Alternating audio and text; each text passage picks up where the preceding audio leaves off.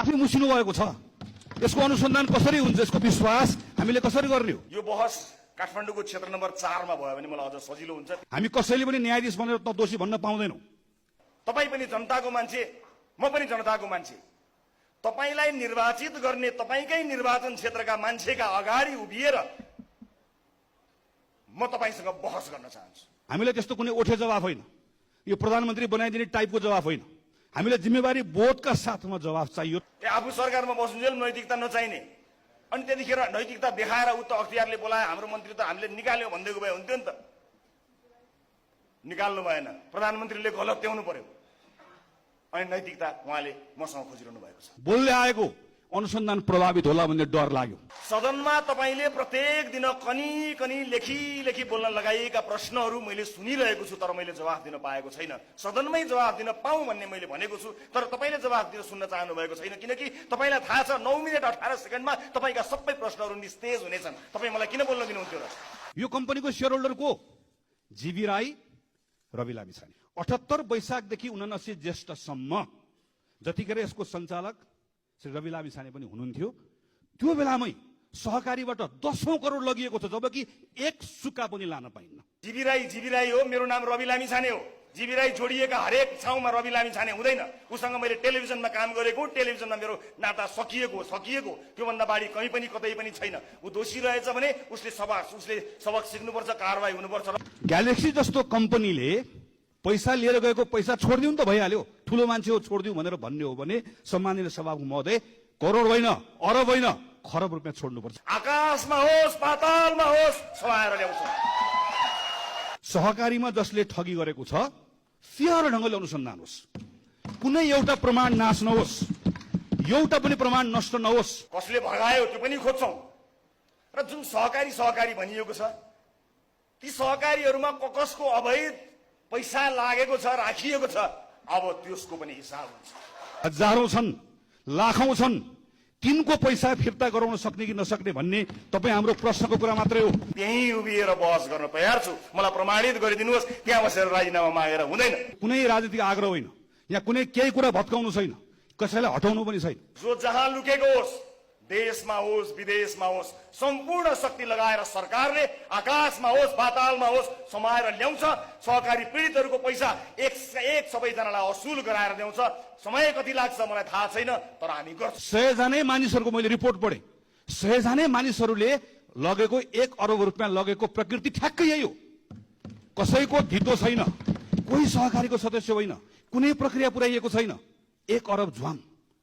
यसरी छोडिदिने हो भने एकजनालाई मात्र छोडेर हुँदैन, अब सबैलाई छोड्नुपर्छ। एउटा सहकारीको मात्र छोडेर हुँदैन, सबै सहकारीकोलाई छोड्नुपर्छ। सरकार यो गर्न तयार हो। कसले आफ्नो कालो धन लुकाउनका लागि खाता पनि नभएको मान्छेलाई ठग भनिरहेको छ। दुधको दुध, पानीको पानी निस्कन्छ।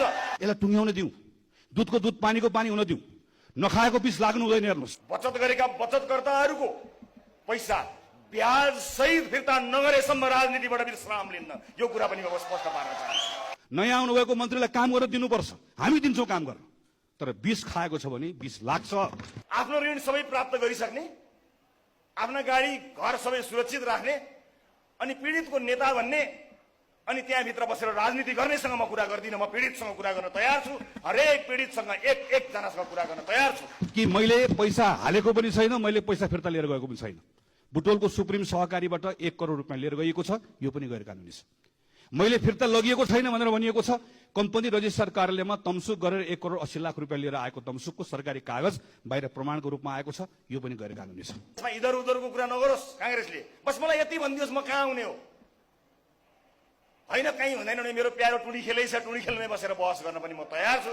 संसद बन्द हामीलाई होइन, संसद खुला चाहिएको छ, तर संसदको त्यो रोस्टरमा प्रधानमन्त्री चाहिएको छ जवाफका साथ। एउटा कागजको चिरकटमा सदन अवरुद्ध गरेर आफ्नो यति लामो राजनीतिक इतिहासलाई बिटुलो पार्ने काम नेपाली कांग्रेसले नगरोस्। मैले कुरा टुङ्गाइसकेपछि सत्ता पक्षबाट कोही उठ्नुहुन्छ र बोल्नुहुन्छ र भन्नुहुन्छ, नक्कली भुटानी शरणार्थी प्रकरण, बाँसबारी छाला जुत्ता प्रकरण, टेरामेक्स, एनसेल, सुनकाण्ड, एउटा काण्डमा पनि संलग्न भएको एकजनाले पनि उन्मुक्ति नपाओस्। त्यस्तो मन परेको भए त्यो यात्रा तपाईँले सुरु गरिदिनुहोस् न, राम्रै हुन्छ नि त। हिँड्नुहोस् न त, 2 दिनमा हिँड्नुहोस्। म 3 दिनमा हिँडेको थिएँ, 2 दिनमा हिँड्नुहोस्, गर्नुहोस्। त्यति राम्रो मन परेको छ भने 4वटा यात्रा हामी हिँड्यौँ, 21वटामा कति बाँकी छन्। अब नेपाली कांग्रेसले हिँडोस्, हामी नेपाली कांग्रेसलाई शुभकामना दिन चाहन्छौँ। प्रहरीले अनुसन्धान गर्दाखेरि शक्तिशाली मान्छेलाई लुकाउँदो रहेछ भर्खरदेखि। खुट्टा फुटाएर हिँडेका देशैभरिका मिटर ब्याज पीडितहरूलाई हामीले उहाँहरूको सम्बोधन गरेर पठायौँ। हाम्रा प्रतिपक्ष दलहरू जब सरकारमा हुनुहुन्थ्यो उहाँहरूले गनगन मात्र गर्नुभयो, हामीले काम गरेर देखायौँ। माननीय गृहमन्त्री रवि लामिछाने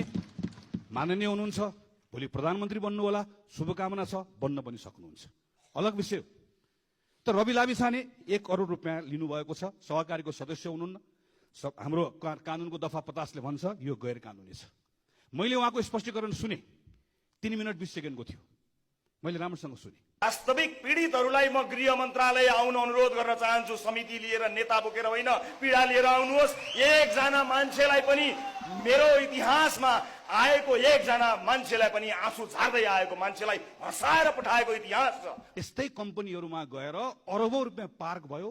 यो कम्पनीहरूबाट पैसा जफत नगरिकन यस्ता मानिसहरूको पैसा फिर्ता गर्न सकिन्न। तपाईँ आफ्ना भयभरका विज्ञ सहित आउनुहोला, भयभरका प्रमाण बोकेर आउनुहोला।